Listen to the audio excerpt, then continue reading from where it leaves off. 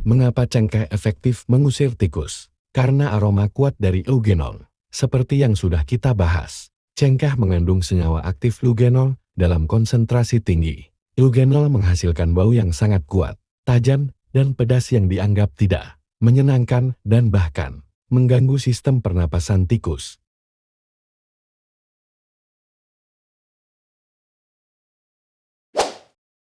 Halo Sobat Mini Kebon, apa kabar semuanya? Selamat datang kembali di WDBB Channel. Saya yakin banyak dari kalian yang suka rempah-rempah kan? Nah, di edisi kali ini kita akan ngobrolin satu rempah yang super istimewa, yang punya segudang cerita dan manfaat luar biasa. Siapa yang tidak kenal cengkeh? Rempah kecil tapi punya power yang dahsyat. Tahukah kalian asal-usul cengkeh itu bukan dari mana-mana, melainkan dari tanah air kita sendiri, dari Kepulauan Maluku yang indah. Bahkan, jejak cengkeh ini sudah ditemukan di Suriah sejak ribuan tahun yang lalu loh. Bayangkan, bagaimana rempah dari ujung timur Indonesia bisa sampai ke Timur Tengah di zaman dulu? Pasti lewat jalur perdagangan yang epik. Tapi bukan cuma sejarahnya yang keren, manfaat cengkeh juga luar biasa banyaknya. Dari jadi bumbu rahasia masakan favorit, pengusir tikus alami yang efektif, sampai jadi penyelamat saat sakit gigi melanda. Lengkap banget deh pokoknya. Jadi kalau kalian penasaran lebih jauh tentang asal-usul cengkeh, perjalanan sejarahnya, berbagai manfaatnya, dan tips-tips menarik lainnya, pastikan kalian stay tune sampai habis ya. Dan jangan lupa dukung terus WDBB Channel Sobat Mini Kebon dengan cara klik tombol subscribe di bawah, nyalakan juga lonceng notifikasinya, biar kalian nggak ketinggalan update seru dari kita. Siap? Yuk, kita mulai petualangan rempah kita.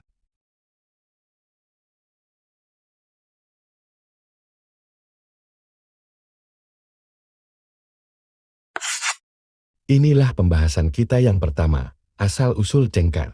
Cengkeh Syzygium aromaticum adalah rempah-rempah yang memiliki asal-usul yang sangat jelas dan unik. Asal mula, cengkeh adalah tanaman asli endemik Indonesia. Pusatnya berada di Kepulauan Maluku Utara, khususnya pulau-pulau seperti Ternate, Tidore, Moti, Makian, dan Bacan. Kepulauan ini dikenal sebagai Space Island, atau Kepulauan Rempah-Rempah. Sejarah awalnya, pohon cengkeh telah dibudidayakan oleh penduduk asli Maluku selama ribuan tahun. Pada masa lalu, cengkeh merupakan salah satu komoditas paling berharga di dunia. Bahkan harganya pernah melebihi emas, yang memicu kedatangan bangsa-bangsa Eropa ke Nusantara untuk memonopoli perdagangannya. Sejarah cengkeh ditemukan di Suriah, meskipun cengkeh berasal dari Maluku.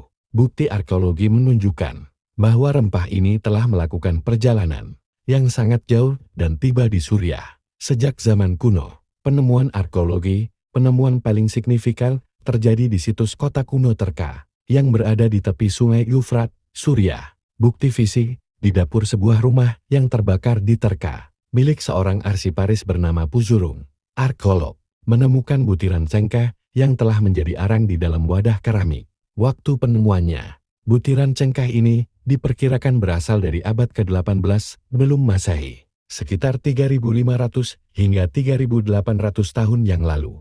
Temuan ini membuktikan adanya jalur rempah yang sangat tua dan luas. Jauh sebelum jalur sutra, cengkeh dari Maluku sudah diperdagangkan ke wilayah Mesopotamia, yang mencakup Suriah pada masa itu, menunjukkan bahwa jaringan perdagangan maritim antara Nusantara dan Timur Tengah telah terjalin sejak ribuan tahun silam. Kesimpulannya, cengkeh berakar kuat di Kepulauan Maluku, Indonesia. Penemuan cengkeh di Suriah yang berasal dari sekitar abad ke-18 SM adalah bukti fisik tertua di luar wilayah asalnya yang menunjukkan betapa pentingnya rempah ini dalam perdagangan global purba.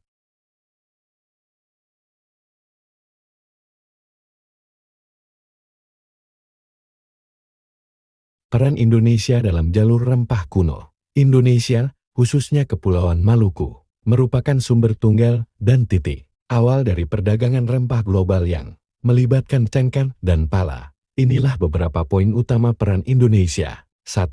Monopoli alami dan titik nol perdagangan. Sumber eksklusif selama ribuan tahun. Maluku Utara adalah satu-satunya tempat di bumi tempat cengkeh dan pala tumbuh secara alami dan dibudidayakan. Ini memberikan Indonesia monopoli alami atas dua rempah yang paling dicari di dunia. Komoditas bernilai tinggi, Cengkeh dan pala memiliki nilai ekonomi dan strategis yang luar biasa.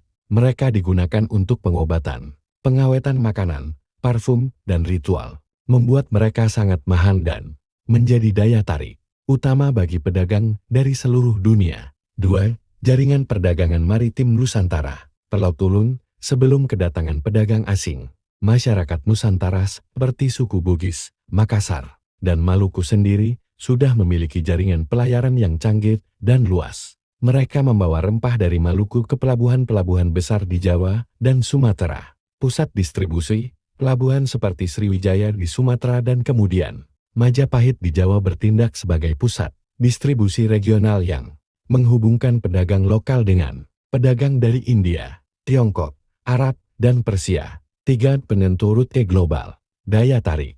Kehadiran cengkeh dan pala secara efektif menentukan rute maritim global sejak ribuan tahun yang lalu.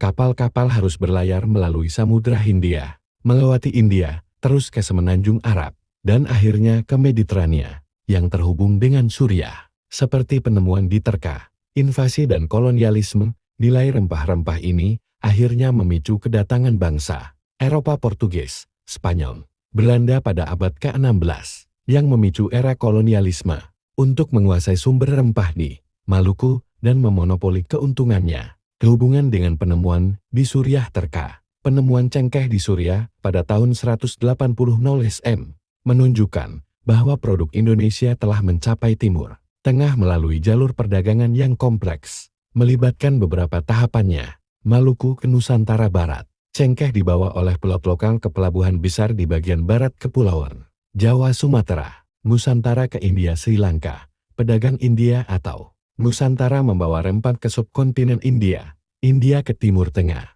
Rempah-rempah melanjutkan perjalanan ke Teluk Persia atau Laut Merah, termasuk wilayah yang terhubung dengan Suriah, melalui pedagang Arab atau Persia. Singkatnya, Indonesia adalah jantung dan urat nadi, jalur rempah kuno, karena Indonesia memegang kunci pasokan rempah yang menggerakkan roda ekonomi dan pelayaran dunia purba. Cengkeh adalah rempah serbaguna yang kegunaannya dibagi menjadi 3 kategori utama: kuliner, pengobatan tradisional herbal, dan industri. Manfaat utamanya berasal dari kandungan senyawa aktifnya, terutama eugenol, yang memiliki sifat antioksidan, antibakteri, dan anti nyeri. Kegunaan dalam kuliner masakan. Dalam dunia masakan, cengkeh berperan sebagai penyedap, penguat aroma, dan penetral bau. Pemberi aroma dan rasa, cengkeh memberikan aroma khas, kuat, dan hangat pada masakan. Rempah ini sering digunakan dalam masakan berkuah kaya rempah seperti kari, gulai semur, opor, dan nasi kebuli. Selanjutnya digunakan dalam minuman tradisional seperti wedang uwur, teh rempang, atau anggur rempah mulat wen untuk memberikan kehangatan dan aroma. Penghilang bau tak sedap. Aroma tajam cengkeh efektif menetralkan bau amis pada bahan makanan seperti jeroan, daging kambing, atau seafood. Bahan kue dan roti, cengkeh bubuk ditambahkan ke adonan kue, roti, dan makanan panggang lain misalnya spekuk lapis legit, untuk memperkaya rasa dan aroma. Pengawet alami. Minyak cengkeh memiliki sifat antibakteri kuat yang dapat digunakan sebagai pengawet alami untuk daging dan produk makanan lainnya. Kegunaan dalam pengobatan dan kesehatan.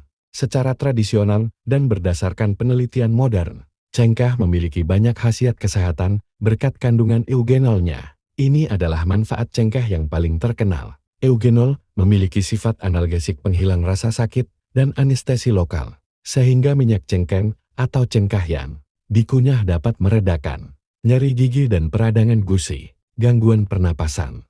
Rebusan air cengkeh atau menghirup uapnya dapat membantu melegakan saluran pernapasan, meredakan batuk berdahak, memiliki efek ekspektoran, dan mengatasi gejala pilek atau asma. Kesehatan pencernaan.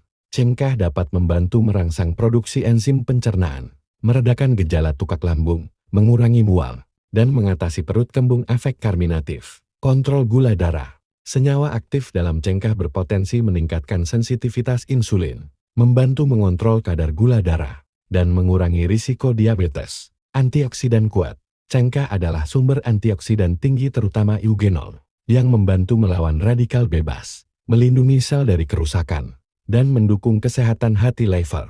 Antimikroba, sifat antibakteri dan anti jamurnya membantu menghambat pertumbuhan bakteri berbahaya, seperti E. coli dan menjaga kesehatan mulut. Kegunaan dalam industri. Cengkeh tidak hanya digunakan di dapur dan pengobatan, tetapi juga di industri. Bahan baku rokok kretek di Indonesia. Cengkeh adalah bahan baku utama dalam industri rokok kretek.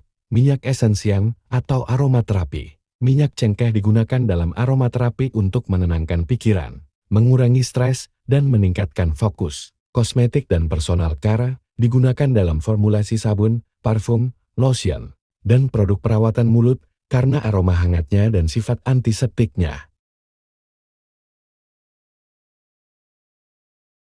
Ini dia pembahasan kita yang terakhir. Cengkeh dapat digunakan sebagai salah satu cara alami yang efektif untuk mengusir tikus. Tikus sangat mengandalkan indera penciumannya yang tajam. Mereka cenderung menjauhi bau-bauan tertentu yang kuat dan menyengat.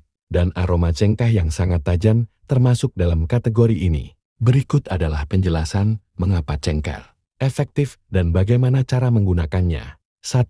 Mengapa cengkeh efektif mengusir tikus? Aroma kuat eugenol. Seperti yang sudah kita bahas, cengkeh mengandung senyawa aktif eugenol dalam konsentrasi tinggi. Eugenol menghasilkan bau yang sangat kuat, tajam, dan pedas yang dianggap tidak menyenangkan dan bahkan mengganggu sistem pernapasan tikus. NON- toksik pengusir alami. Cengkeh bekerja sebagai repelen pengusir, dengan membuat tikus tidak nyaman berada di area tersebut, bukan sebagai racun. 2. Cara menggunakan cengkeh untuk mengusir tikus. Anda dapat menggunakan cengkeh dalam 2 bentuk utama. 1. Menggunakan cengkeh utuh. Siapkan cengkeh, ambil beberapa sendok makan cengkeh utuh kering. Masukkan dalam kain per kantong. Bungkus cengkeh dalam kantong kain kecil yang bisa ditembus udara, seperti kain muslin. Atau letakkan dalam wadah terbuka. Tempatkan di area sasaran.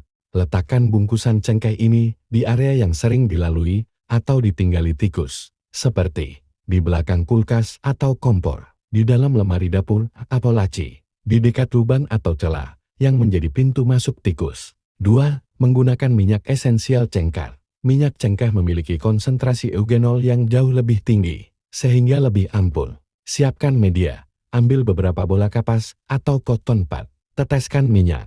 Teteskan 5 hingga 10 tetes minyak esensial cengkeh murni ke setiap bola kapas. Tempatkan bola kapas yang sudah berminyak tersebut di titik-titik strategis tempat tikus berkeliaran. Ulangi lagi. Ganti bola kapas atau teteskan ulang minyak cengkeh setiap 3-5 hari untuk memastikan aromanya tetap kuat dan efektif. Penting, efektivitas cengkeh akan berkurang seiring waktu karena aromanya memudar. Untuk hasil terbaik, gunakan cengkeh bersamaan dengan metode pengendalian hama lainnya seperti menjaga kebersihan dan menutup celah masuk.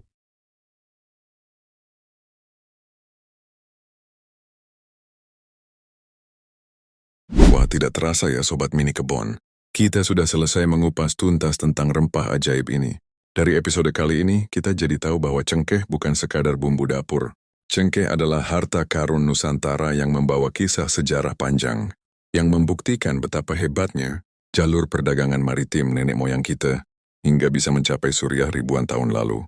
Ingat, cengkeh ini punya banyak manfaat luar biasa.